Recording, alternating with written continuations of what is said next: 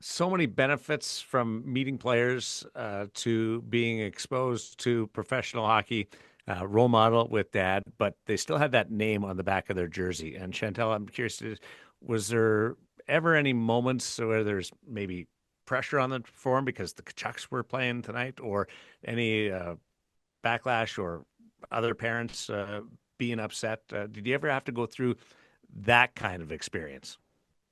I never went through any of that with parents, but I know they would, get ribbed about it on the ice at times, especially when they were younger.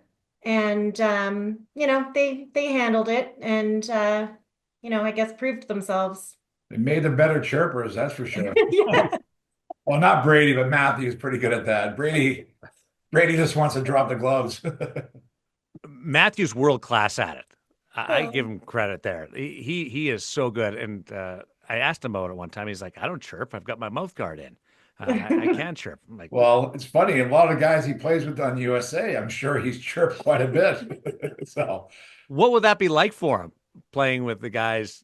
I know that there's a history with a lot of players from the program, but he's a competitor and he's all he lets you know what he thinks. yeah, he's all business. It's professional with him. He knows. He just I don't know. He's got a lot of faults, but he's professional and he wants to win. He'll do whatever it takes to win, no matter what. We saw the boys play against each other, last few years. It doesn't bother him. At the end of the day, it's about winning. Well, So and when it his persona on the ice is completely different than his persona off the ice. Yeah, for both of For them. both of them. Yeah. Yes. so when actually somebody asked me this question today on another radio station was, will any of these guys, take it easy on their teammates? But I suggest when Sasha Barkov and Matthew meet on Thursday night, it's going to be as vicious as it can be, correct? Oh, man, that's one guy you can't touch it if it's me. Like, God, anybody else but Barkov. And maybe Forsling.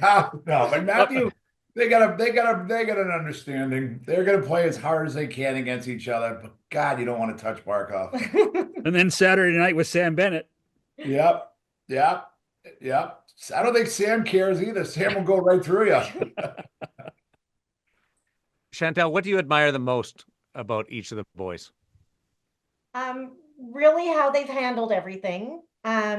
They've, been doing really well, but they've still maintained a grounded, good value system. And I'm just really proud of the people that they are.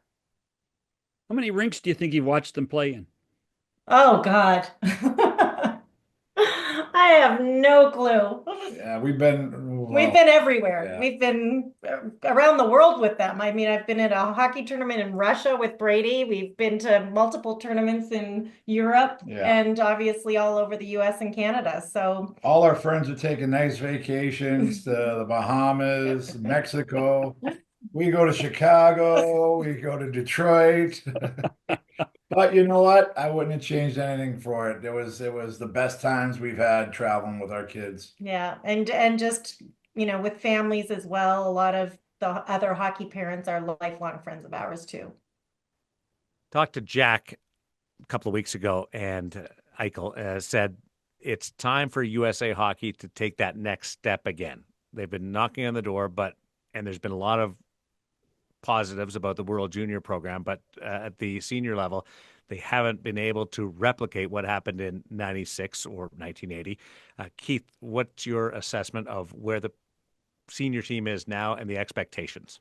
Yeah, oh, yeah, you're expected to win gold medal or a championship. There's no doubt about it. In this group, I mean, it's an elite group. When I was going through it, we based everything on the 80 Olympic team. We finally broke through in 96. But at the end of the day, Canada's won everything. And, obviously there's some Olympics in there that other countries have won, but it'd be disappointing if they don't win a championship here this year. And then you hate to look forward to the next Olympics, but expectations are high and they should be high. And that's just the way USA Hockey needs to be. There's a lot of players coming through, a lot of elite players.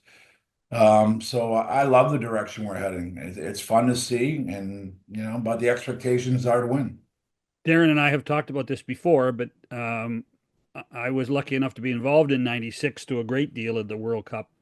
And there is a generation of American born players that view 1996 like previous generations view 1980. You guys made a huge impact on the game of hockey. And that has to keep you very satisfied, Keith, doesn't it? It does. It really does. I think that, along with the National Team Development Program, and then the NHL moving to places where, when I grew up, it was Massachusetts, Minnesota, Michigan. Right. And now you're getting players from California, Illinois, St. Louis, Missouri. I mean, it's in Florida. You're going to see players from Vegas in a few years. So I'm proud of that. I think it's great for the game.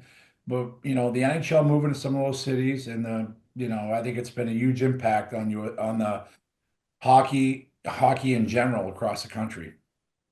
When you guys will watch this week, do you talk while you watch? Do you body check back and forth? Like, what's the dynamic between the two of I have a you? hard time watching a game with her.